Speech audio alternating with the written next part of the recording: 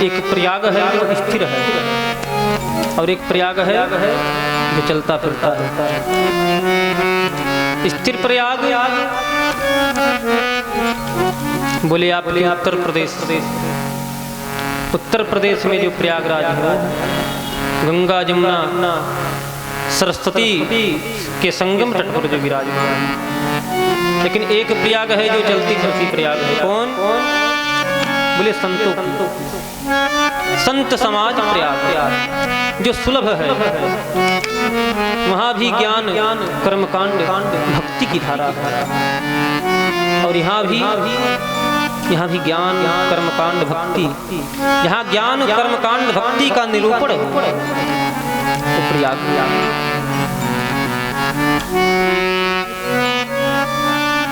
तीर्थराज प्रयाग स्थिर है, चलते नहीं, लेकिन संतों की जो प्रयाग है वो जन जन तक चल रही है।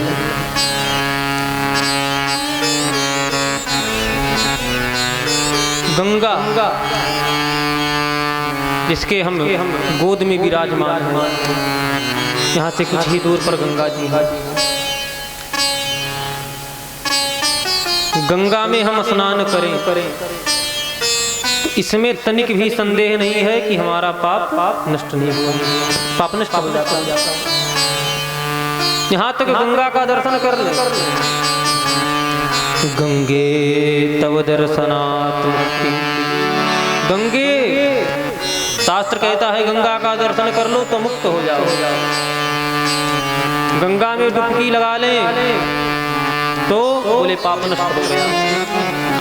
पाप नष्ट तो हो गया, लेकिन इस बात की गारंटी नहीं है कि आप दोबारा पाप करेंगे कि नहीं। गंगा में स्नान करने से हम पुनः पाप कर सकते हैं, लेकिन कथा रूपी यदि गंगा में हम स्नान कर ले, गोता लगा ले, तो पाप करने की जो बुद्धि है, पाप ही नहीं नष्ट होती, पाप करने की जो बुद्धि है वो बुद्धि भी नष्ट हो जाती है। वो बुद्धि नष्ट हो जाती है, हमारी बुद्धि निर्मल हो जाती है, शुद्ध हो जाती है। और जब बुद्धि शुद्ध हो जाती है तो हम पाप नहीं करते। बुद्धि निर्मल हो जाती है, अंतःकरण पवित्र हो जाता है, तब हमें परमात्मा मिलते हैं।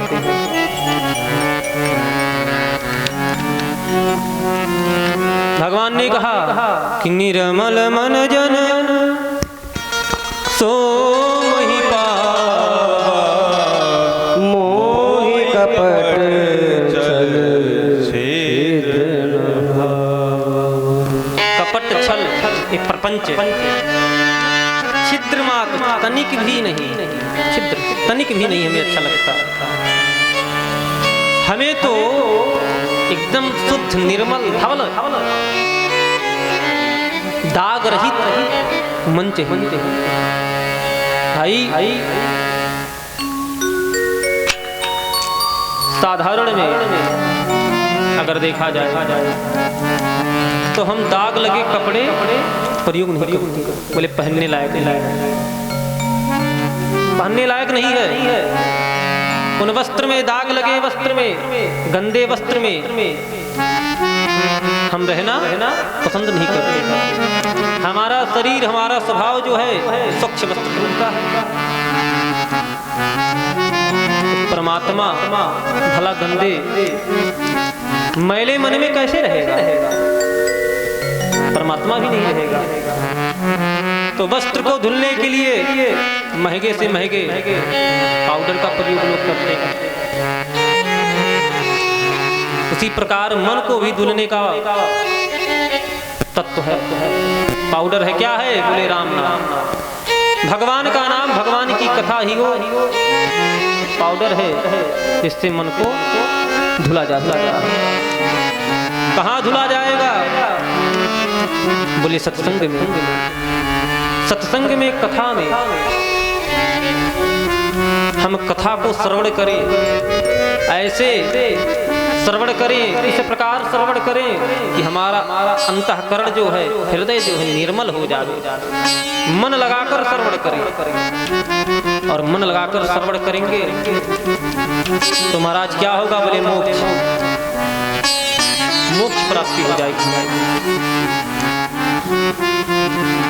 श्रीमद् भागवत महापुराण में जब महात्मा श्रवण करते हैं तो जब धुंधकारी को गोकर्ण जी ने कथा सुनाया प्रथम बार तो धुंधकारी मुक्त हो गया। धुंधकारी मुक्त हो गया, भगवान नारायण का स्वरूप प्राप्त कर लिया। तुलसी राम मंडितः, तुलसी धारण किए हुए, माला धारण किए हुए। गोकर्ण जी ने पूछा, भगवान के पार्षदों से गोकर्ण जी ने पूछा, गोकर्ण जी ने पूछा कि भैया यहाँ इतने श्रोता थे, एक विमान लेकर के आए। भगवान के पार्षदों ने कहा, श्रोता तो सब थे लेकिन पक्का श्रोता केवल धुंधकारी था। धुंधकारी ये नहीं समय पास कर रहा था, धुंधकारी मन से सुन रहा था मुक्त होने के लिए, मन से सुन रहा था मुक्त होने के लिए, तो मुक्त हो गया। फिर दोबारा जब भागवत का आयोजन हुआ तो सारे श्रोता तन्मयता से कथा श्रवण किए और सारे के सारे मुक्त हो गए। जैसे भगवान रघुनंदन जब अपने लीला को विराम दिए, साकेत जाने लगे, तो कहते हैं अयोध्या की जो घास थी, घास भी मुक्त हो गई।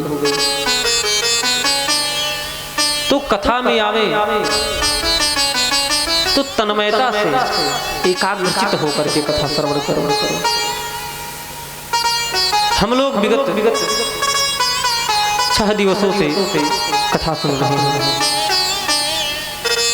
कल के प्रसंग में हम लोगों ने भगवान के बाल लीला, यज्ञोपवीत संस्कार, भगवान के स्वभाव का, यज्ञ रक्षा और नगर भ्रमण, मिथिला नगर भ्रमण का दर्शन किए। भगवान मिथिला में गए, गुरु जी से आज्ञा लेकर के भगवान मिथिला में गए। नगर देखने गए, सखियों ने भगवान को देखने का प्रयास किया लेकिन नहीं देख पाए। सखियों ने ऊपर से फूल फेंका, तब भी भगवान ऊपर नहीं देखे, ऊपर भगवान नहीं देखे। भगवान आते हैं, भगवान आते हैं जब तो सायंकालीन संध्या बंदन इत्यादि कर्म करके भगवान सोते हैं। विश्राम किए, प्रातः उठे। उठने की शैली किस प्रकार उठना चाहिए, यहाँ एक क्रम है। सेवक, स्वामी, गुरु किस क्रम में उठे। अभी नहीं, गुरु जी उठ करके प्रातः शौच इत्यादि कर्म करके स्नान करके बैठे हैं, तब चेला आँख मलते हुए उठा, गुरु जी स्नान कर लिए, अब आपके लिए जल लाना है, तो हम भी स्नान कर ले। नहीं, पहले शिष्य उठ जाए।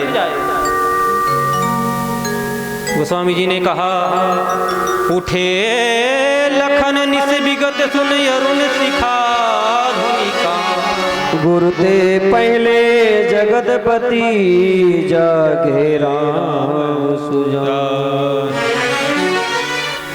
भगवान के जगने से पूर्व लक्ष्मण जी उठे। उठे लखन लखन उठे, लखन यहाँ लखन जी उठते हैं भगवान से पहले। जब लक्ष्मण जी उठे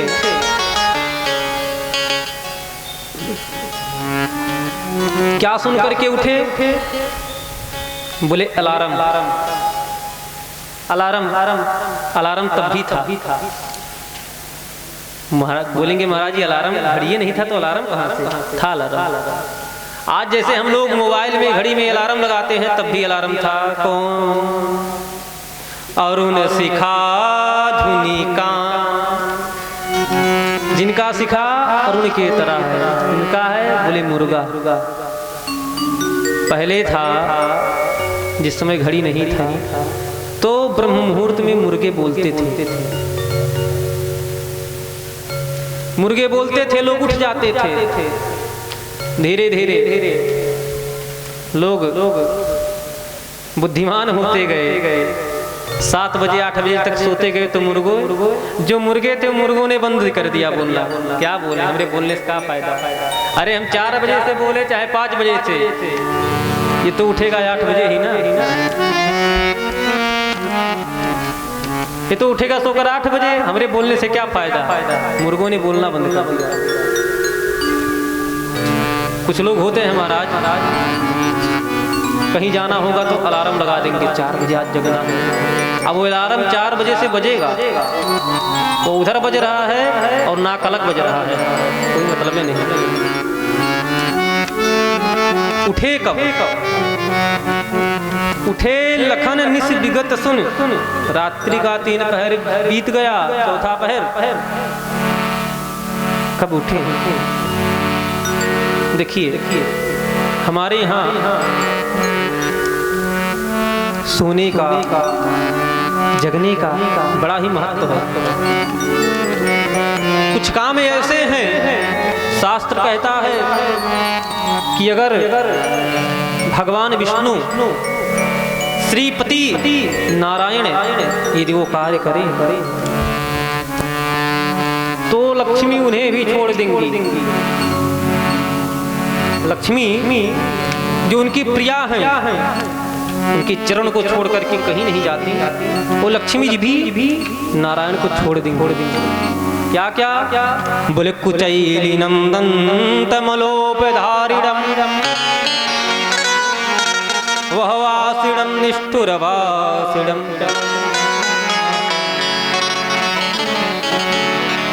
कुचैलिनम मैला कपड़ा पहना।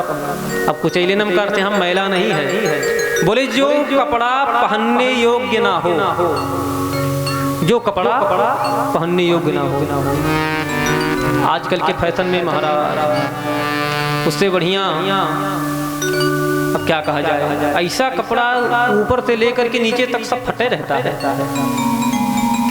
जितना बढ़िया फटा कपड़ा पहनो उतने बढ़िया वीआईपी और उतने बुद्धिमान माने जाते हैं। कपड़े फटे रहेंगे पहनेंगे। कपड़ा क्यों होता है? मेरे शरीर ढकने के लिए। अरे भाई जब आपको शरीर नहीं ढकना है, शरीर दिखाना है तो फिर क्यों धारण करते हो कपड़ा? मत धारण करो। जो वस्त्र पहनने योग्य हो वही धारण करो। पहली बात हमारे संस्कृति में जिस वस्त्र का निर्देश किया गया आजकल वो पहनने वाले 100 में 2-3 हैं, 10 भी नहीं है।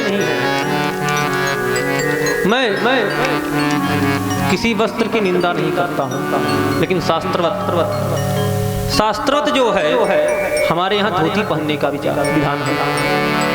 धोती पहनने का विधान है, लेकिन चलो आप लोग नहीं पहन रहे हो, कोई बात नहीं पहन रहे हो, विदेशी कल्चर अपना लिए, लेकिन फिर भी कम से कम ऐसा वस्त्र पहनो जिससे शरीर ढका रहे।